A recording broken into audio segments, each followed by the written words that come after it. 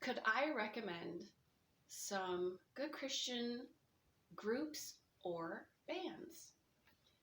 I thought about this question a lot because two different people asked me within a close period of time, and I thought, I'll go on my Spotify to see who it is that I listen to or the songs that I liked. Because honestly, I haven't bought a CD or an album in an extremely long time. I mostly just stream music. And as I was going through, I was looking at the names of groups of songs that I liked on Spotify. And I thought, okay, well, I'm going to go to their page and try to just listen to the music to see if all of their songs are like this one that I saved, or if they are kind of sketchy in my book. And I'm going to be honest, it was a little bit discouraging in my heart. Now, you may or may not know this, but I've done a video series on YouTube on what the Bible says about music, or what God says about music, and it has a historical look on how music without lyrics impacts you spiritually, and then the fruits of the tree of jazz, which then has its offsprings of rock and roll, hip hop, and they all essentially start with the same beat, which if you have a 1, 2, 3, 4, 1, 2, 3, 4, that beat is essentially 1, 2, 4, 2, 3, 4. Da, da, and it causes a sensual dancing environment, and that's what jazz was used for from the beginning in the saloons, and then it just progressed, and it's a lot of layers. You can add hip-hop, which adds some of the voodoo rhythms from their spiritual seances, and so it's not always a 2/4 scenario. Sometimes there's some underlying rhythms there. It's a whole big topic. But really, when it comes to Christian music, because I don't listen to secular music except for classical and like Happy Birthday, but when it comes to Christian music, I really only draw 2 lines. One is that it can't have any beats that stem from that tree of jazz, rock and roll, voodoo-ish thing. And the second is that I don't want to feel like I'm in this, if you studied contemporary Christian music, they essentially go like a 1/4, 1/4, 1/4 chord thing. They don't ever have this conclusion, and so it has this almost entrancing, ethereal, mind-numbing, new age feeling to it. Contemplative is the best way I can describe it if you ever studied that. And so I try to stay away from music, even if it's balladish, that has that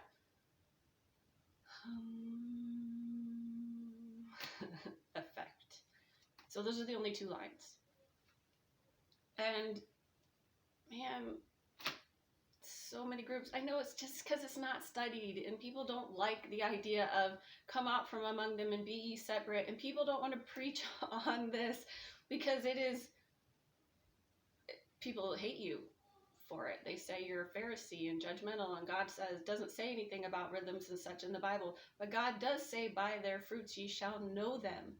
So you can make definite choices by the fruits of what things are used for. So I'm just putting that out there to say, here are some names of people that I've listened to and I've liked some of their songs, but this is not a blanket statement saying, oh yeah, these are my favorite groups, I love them, you should go listen to them, and you know, it's all going to be free and clear and good. And no, I probably skip like 50% of the Clark family.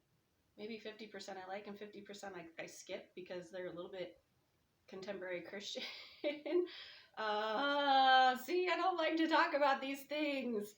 Mylan Hayes family, I like a lot of their stuff, probably like 80%. I like the Nun Sisters. Majority of their stuff is good. I really like the Yorks, and their ballady music is really beautiful and heart-touching. The older, like the Perrys, but maybe from 10 years ago, they had a lot more conservative music. Ernie Haas and Signature Sound, they have some hymns that are good. Gaither Vocal Band's hymns are good. Guy Penrod and Beverly Shea, those hymns are good. Our Daily Bread, that channel, I listen to that one almost all the time. Greg Hallett's hymns are good, but he kind of went to jazz, and then once you drop Once you don't draw a line about jazz, then very shortly thereafter, you start seeing that he dropped all of his lines about music and he's into contemporary Christian now. I like some of the Lindsay family. I really like Aaron Bates with Andy Leftwich. She plays the piano beautifully. The Powells have some. Sovereign Grace Music's hymns, because they're kind of a contemporary Christian book music, and they're reformed in their theology, they're Calvinistic, and so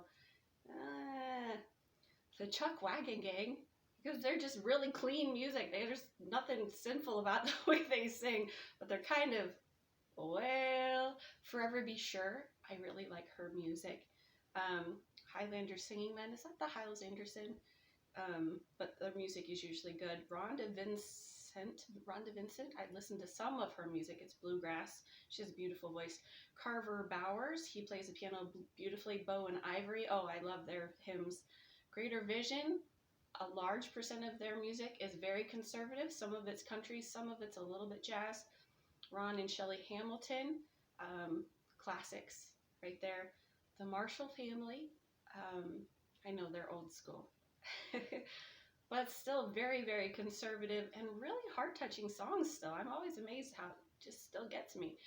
The Inspirations, which are a little bit, if you ever listen to them, it's like the Inspirations and the McCameys. They got their own sound, but when it comes to a conservative rhythm and real good songs, the messages, they're good. So also on my Instagram, Amazingly Deep Thoughts, I have a highlight, and the highlight is song suggestions. So I'd probably say that I recommend songs more than I recommend groups, because it's a little bit more of a controlled environment at that point. I don't know if this helped at all.